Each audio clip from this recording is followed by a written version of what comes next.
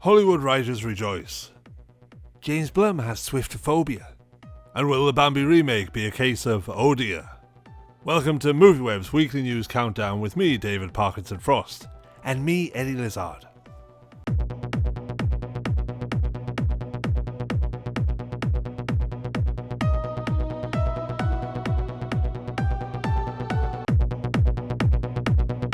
Hollywood received a boost this week with news that after many months without clacking of keyboards or the inking of a quill for merry old Englanders, the writers' strike has finally come to an end. Yes, the negotiation breakthrough that many have been waiting patiently for, unless you're a US talk show host, that is. Meow. Came to an end, bringing with it a huge sigh of relief from everyone involved and several meetings to prioritise the biggest shows and movies at various studios. Oh my god, it's happening! Bambi is one of several movies that's getting a live action update from Disney, and just like every modern update, that means there's going to be changes made. Oh, they aren't taking the skunk out, are they? No, I don't think so. Oh, it's the prince, isn't it? They've taken out the prince and the kissing and... Have you ever seen Bambi? No, why? I just think someone needs to intervene. Screenwriter Lindsay Anderson Beer this week confirmed that the scope of the story of Bambi is the thing that's going to change in the new version of the beloved 1942 animation. While that didn't work out too well for Dumbo, only time will tell whether Bambi will be the prince of the forest again a little way down the line. Do not mess this up.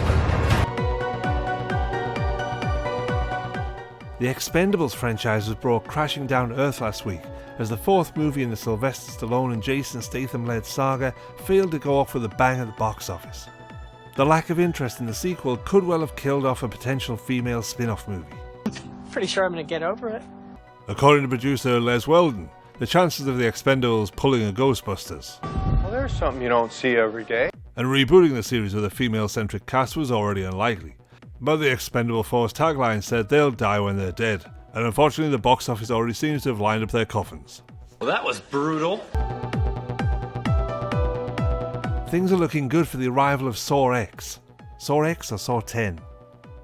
Early reviews have given the franchise one of its best rated movies, which is down in no small part to the return of Tobin Bell as the star of the show. Finally. Yes, Saw X seems to be delivering as much of a story as it's chopping up bodies and giving people moral choices to think about in the moments before they die a horrible death. With this in mind, the movie certainly sounds like date night material to test whether you're compatible with your other half or not. That is a deal breaker.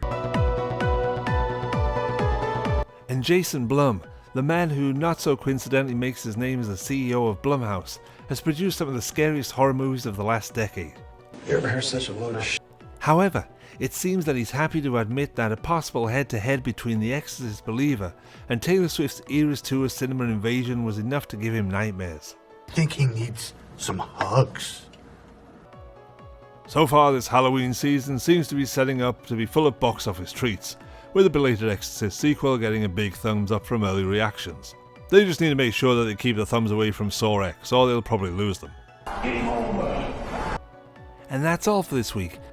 And watch out for any escaped lions jumping out of bushes and eating you. We don't want to lose any viewers. And on that cheery note, goodbye. Goodbye.